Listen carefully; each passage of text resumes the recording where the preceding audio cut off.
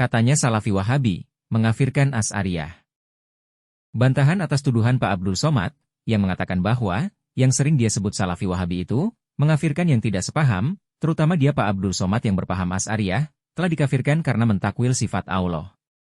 Ada seorang guru hafal Quran datang menemui saya, minta maaf karena sampai 2016 dia mengatakan saya kafir karena saya mengatakan Ar-Rahman al-Ashistawa itu adalah al-istila, Allah berkuasa.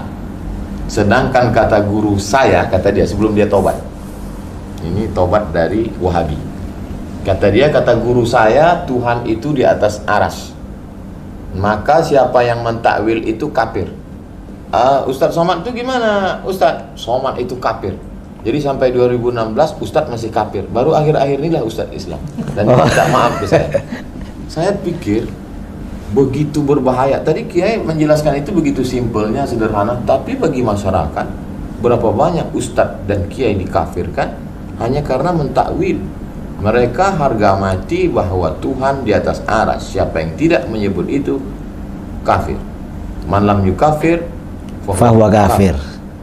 Bagaimana bahayanya ini kepada umat kita? Harusnya Pak Somad itu berpikir dulu, agar tidak melempar tuduhan tanpa ilmu. Perkataan dia, tidak lain hanyalah dongeng fitnah belaka. Berikut bantahan telak untuk Pak Abdul Somad. Syekh waffaqakumullah يقول لماذا لم يكفر أهل السنة والجماعة الأشاعرة مع أنهم لا يثبتون إلا 7 صفات وينفون الباقي. الأشاعرة يثبتون بعض الصفات، يثبتون 7 أو 14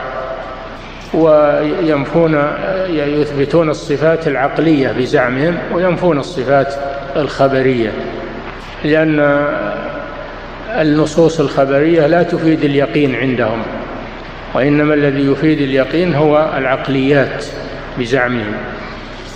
ولم يكفروهم لأنهم متأولة ومقلدة بعضهم لبعض. نعم، فيدرؤون عنهم التكفير. نعم.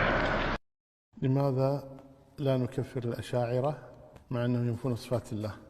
هو إذا عرفنا أن هذا الذي ينفي صفات الله عنادا وكبرا وجحودا هذا كافر، لكن هؤلاء الأشاعرة وغيرهم من أهل الكلام هؤلاء قصدوا تنزيه الله سبحانه وتعالى، ما قصدوا التحريف، هم قصدوا التنزيه. نعم أخطأوا في هذا وضلوا عن الصحيح، لكن لا يكفرون بهذا، لا يكفرون، إنما يخطئون ويبدعون، يقال أخطأوا في هذا الأمر، لكن لا يكفرون لأنهم نيتهم تنزيه الله سبحانه وتعالى. نعم أخطأوا في هذا وضلوا عن الصحيح، لكن لا يكفرون بهذا.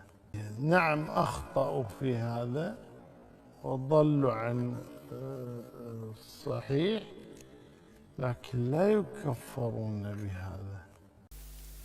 Apakah doa perang Badar berlaku pada zaman ini? Apa doa perang Badar itu?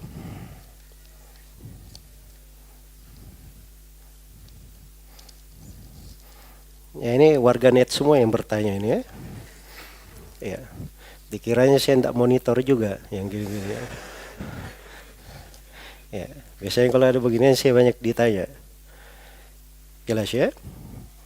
Tapi ini urusan-urusan orang yang berdoa, dia urusan masalah politik dan seterusnya. Saya tidak ada urusan dengan urusan yang seperti itu. Jelas ya?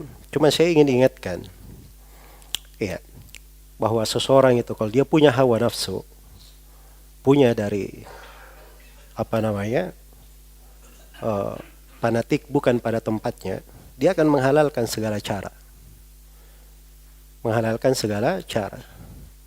Jadi coba dibayangkan doa yang dipakai oleh Nabi Sallallahu Alaihi Wasallam, ya, yang dibahasakan oleh orang sekarang ini. Kalau kamu tidak, ya Allah, kalau engkau tidak memenangkan kami khawatir engkau tidak akan diibadahi lagi di Indonesia. Ya.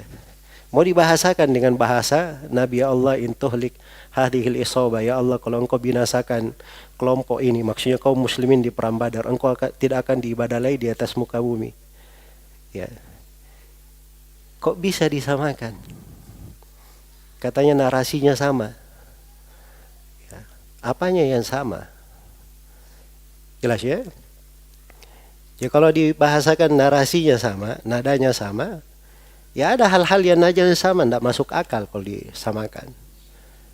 Jelas ya? Ya kalau ada yang berkata haram sholat, ya celaka orang yang sholat. Loh, kok bilang seperti itu? Narasinya sama, ada di dalam Al-Quran. Wailul lil musallin, celaka orang-orang sholat. Ini penempatan bukan pada tempatnya.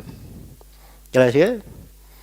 Sama kalau dia sebut tadi itu doa Nabi. Nabi itu mengucapkannya kapan? Memang waktu itu tidak ada kaum umat Islam yang beribadah kepada Allah kecuali kaum muslimin di Badar itu.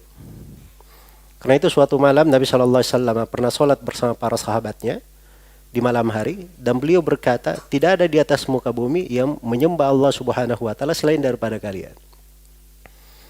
Jelas ya? Ini sekarang di Indonesia, subhanallah, gara-gara beda pilihan saya.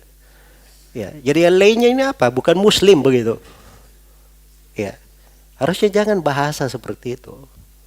Itu bahasa terlalu kejam. Ya. Dan ini kadang yang saya sering ingatkan ya. Ini pemahaman-pemahaman muncul dari orang-orang pergerakan. Ya, dari orang-orang yang mengaku dirinya menegakkan khilafah. Ujung-ujungnya nanti dia mengkafirkan orang lain. Dia memvonis kafir orang lain. Jadi yang lain ini seakan-akan bukan muslim. Iya. Seakan-akan bukan muslim. Jelas ya? Ini adalah hal yang keterlaluan.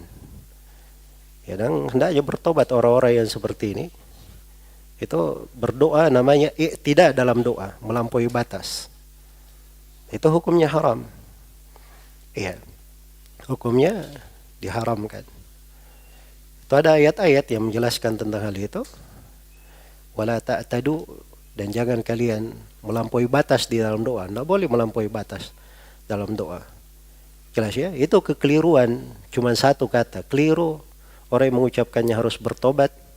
Ya. Sebelum dia dihisab di hari kiamat, dia bertobat dari ucapan yang seperti itu. Tapi ada yang aneh bin ajaib, orang-orang yang bisa memberikan pendalilan itu, ada dalilnya di kisah perang Badar. Ini dari keajaiban dunia, subhanallah. Ya. Semoga Allah memberi taufik kepada semuanya dan mengampuni kita, membimbing kita di atas jalan yang lurus, dan menganugerahkan kepada kita keadilan di dalam berucap, ya, seimbang di dalam berkata, dan seorang bisa menjaga bahasanya di masa dia ridha atau di masa dia marah. Dan dia takut hanya kepada Allah saja. Dia perhitungkan akibat apa yang dia ucapkan. Innahu waliyyu dzalik wal qadiru alaih.